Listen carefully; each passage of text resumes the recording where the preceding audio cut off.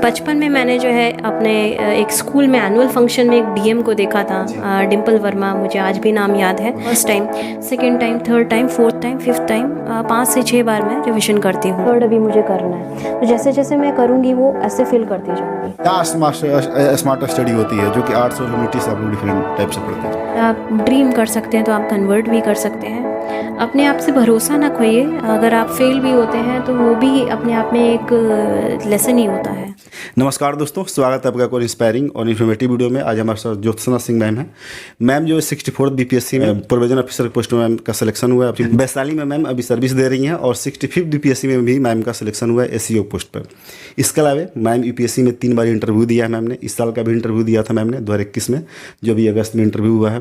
तो मैम से हम जानेंगे कि इनकी प्रीलिम्स और मेंस की स्टडी की बात करेंगे। मैम का ऑप्शनल जो है इंग्लिश लिटरेचर रहा है और मैम का मीडियम इंग्लिश है। तो अभी तक हम चैनल को सब्सक्राइब नहीं किया, चैनल को सब्सक्राइब कर दो और वीडियो को लाइक और शेयर करना भूलें।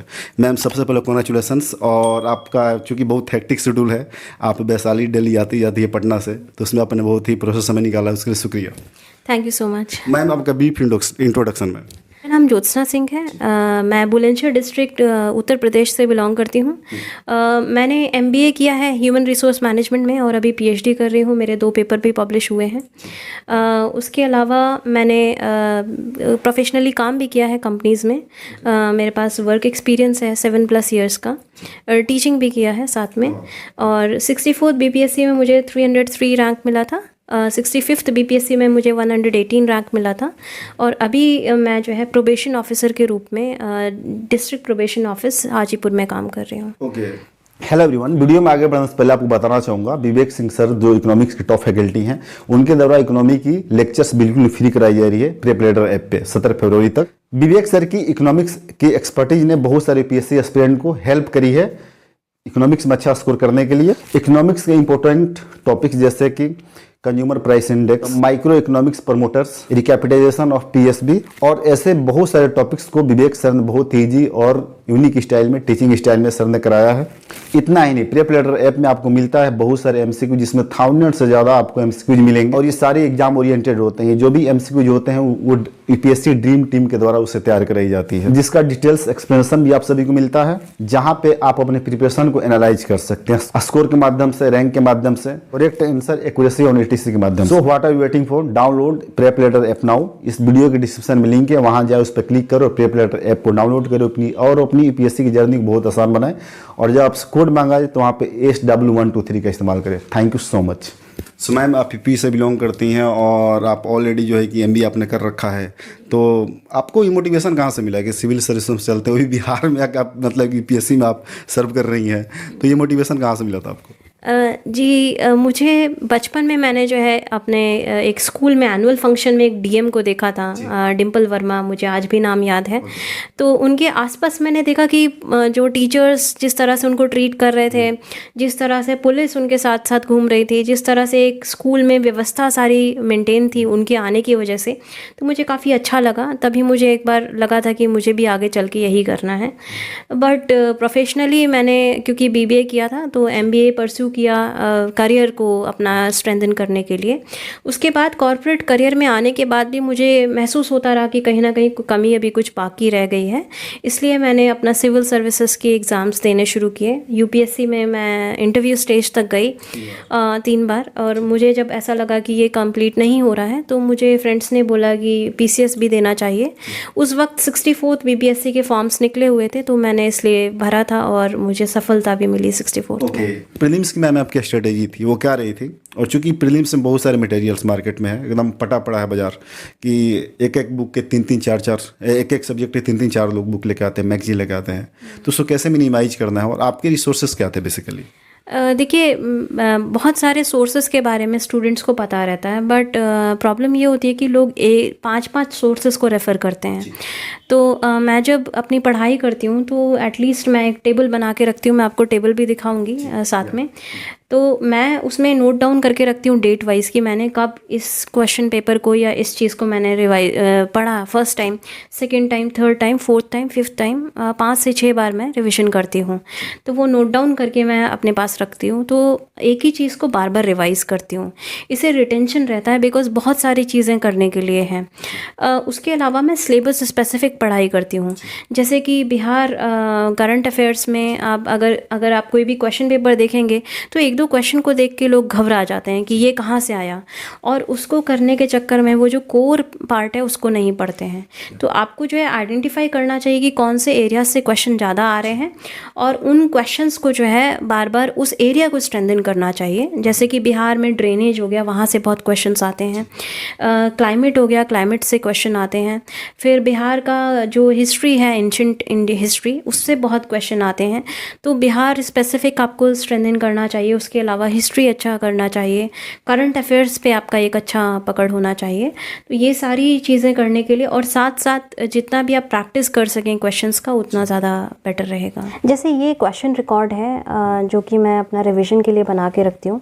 तो ये जैसे फॉर एग्जांपल मैं क्वेश्चन पेपर सॉल्व कर रही थी, तो 2020 का, 2019 का, 2018 का, 2017 का फर्स्ट मैंने किया 20 जनवरी को, सेकंड रिवीजन इसका किया 21 जनवरी को, थर्ड रिवीजन किया इसका 23 जनवरी को, साथ में 2016, 2015, 2014, 2013 और 2012 इसका 21 जनवरी को फर्स्ट रिवीजन किया, सेकंड किया 22 जनवरी को, थर्ड अभी मुझे करना है।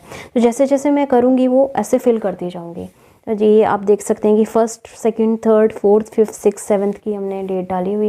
ये मैक्सिमम 7 रिविजन्स करने हैं, तो उस हिसाब से मैं डेट्स अपना भरती जाऊंगी यहाँ पे। और ये मेरे को टेबल जो है सारी कंप्लीट करनी है। एटलीस्ट 2012 तक के 7 रिविजन अगर हो जाएंगे तो एक तरह से मैं मानूंगी कि हाँ सही चल रहा है, मेरे को आ गया समझ में। सुमाइमा, हम बात करें मेंस की, मेंस में सारा जो खेल है वो आंसर राइटिंग का है कि आंसर राइटिंग यदि अपना अच्छा कराए तो आपको अच्छे सर्विस भी मिल जाएंगे सिलेक्शन के बाद। तो जैसे शुरू में आपने भी जब स्टार्ट करा होगा तो आप नहीं लिख पा रही होंगी, एक तरीके से डिमोटिवेशन आता होगा अगर हम नहीं लिख पा रहे हैं। तो उसके जो आंसर राइटिंग स्किल है उसको कैसे डेवलप करना है, उसको कैसे इन्हांस करना है, उसका क्या बेसिकली तरीका है? मैंने जो किया था अपने लिए, क्योंकि मैंने ऐसा स्पेसिफिक 60 बीपीएससी के हिसाब से मैंने क्या किया था कि सबसे पहले मेंस के सारे क्वेश्चंस निकाले थे जीएस के, और मैंने आइडेंटिफाई किया था कि कौन से क्वेश्चंस बार बार पूछे जा रहे हैं। ठीक है, उन क्वेश्चंस का मैंने अपने पास नोट्स बना के अच्छे से रख लिए थे, जैसे कि एज अ टीचर मेरे को क्या एक्सपेक्टेड है। ठीक है, तो क्योंकि मैंने टीचिंग एक्सपीरियंस भी मुझे रहा है, मैंने 12th तक पढ़ाया, 12th के स्टूडेंट्स को पढ़ाया है, बोर्ड की कॉपीज़ भी मैंने जांची हैं, तो मुझे एक आइडिया था कि किस तरह का एक्सपेक्टेशन क्या है टीचर की। उसमें मैं फ्लो चार्ट, डायग्राम्स वगैरह इनकॉर्पोरेट करके एक मॉडल आंसर बना लेती थी, और वही आंसर मैंने याद करके रिप्रोड्यूस किया था आंसर शीट पे। तो मुझे GS 1 में काफ़ी अच्छे मार्क्स मिले भी थे। 64 बीपीएससी में 170 मार्क्स थे GS 1 में। GS 2 में मैंने जो है केस स्टडीज़ काफ़ी, मतलब जो केस लॉस थी वो कोट की थी। उसके अलावा मैंने जो है आर्टिकल्स कोट किए हुए थे, और पॉइंट वाइज मैंने आंसर्स लिखे थे। तो GS 2 में मेरे 65 में 172 मार्क्स हैं। तो आंसर राइटिंग के लिए मेरा टिप यही होगा कि जो कुछ एरियाज़ जहाँ से क्वेश्चन पूछे जाते हैं वहाँ तो आप मॉडल आंसर बना के रख लीजिए। उसके अलावा जो भी आपके क्वेश्चंस हैं उनमें जितना आप पॉइंट जनरेट कर सकें, जैसे कि अगर बिहार से कुछ क्वेश्चन पूछा, मान लीजिए क्वेश्चन पूछा है कि बिहार का जैसे एक क्वेश्चन पूछा कि मान लीजिए बिहार का 5 इयर्स में किस तरह से पॉलिटी रहा है, तो पॉलिटी में सिर्फ जैसे पॉलिटिकल पार्टीज़ के बारे में मान लीजिए पूछा, तो आपको थोड़ा आइडिया होगा कि कोalition पॉलिटिक्स है, बट कोalition पॉलिटिक्स का क्या असर पड़ता है एनवायरनमेंट, मतलब आपके सोसाइटी पे। ठीक है, सोशल कोहेजन होता है, तो आपको जो है इधर उधर के एरिया से पॉइंट जनरेट करने चाहिए। तो जितने आप पॉइंट जनरेट करेंगे उतने आपको मार्क्स मिलेंगे। ओके, अब मैं आपके रूम में देख रहा हूँ, बहुत ही लिमिटेड आपके रिसोर्सेस हैं, और ये बहुत ही कम मतलब बुक्स आपने रखा है। हर सब्जेक्ट के एक आध ही बुक दिख रहा है।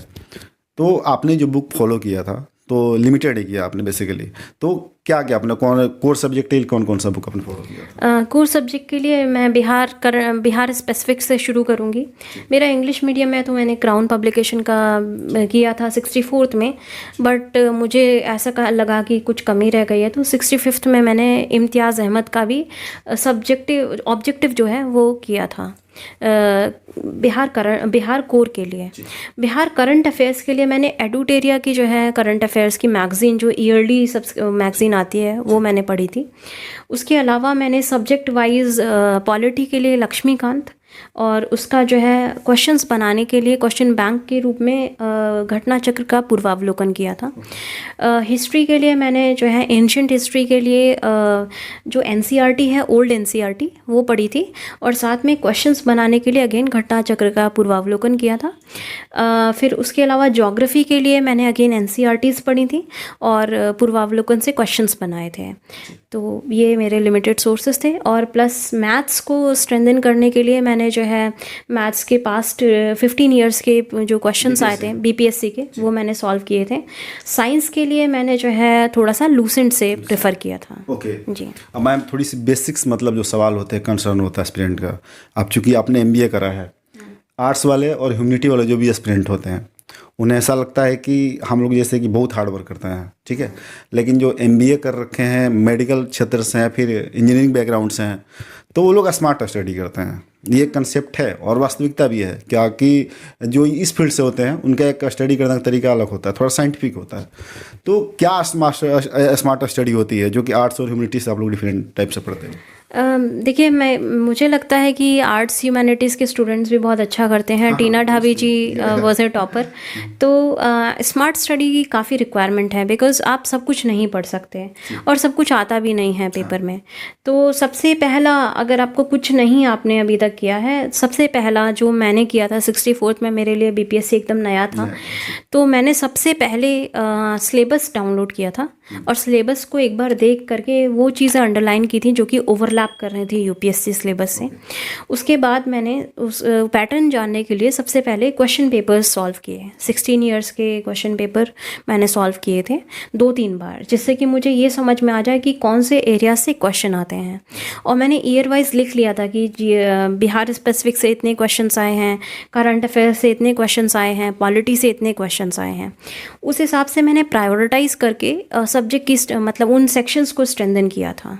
ओके। अब मैम आपसे लास्ट क्वेश्चन मैं पूछना चाह रहा हूँ कि जो भी आपको एस्पिरेंट्स सुन रहे हैं, तो उनके लिए 2 शब्द आप क्या कहना चाहोगे? अगर आपने ड्रीम किया है तो आप डेफिनेटली ड्रीम को रियलिटी में कन्वर्ट कर सकते हैं। अगर आप ड्रीम कर सकते हैं तो आप कन्वर्ट भी कर सकते हैं। अपने आप से भरोसा ना खोइए। अगर आप फेल भी होते हैं तो वो भी अपने आप में एक लेसन ही होता है, क्योंकि आप एनालाइज कर पाते हैं कि हमने कहाँ गलती की।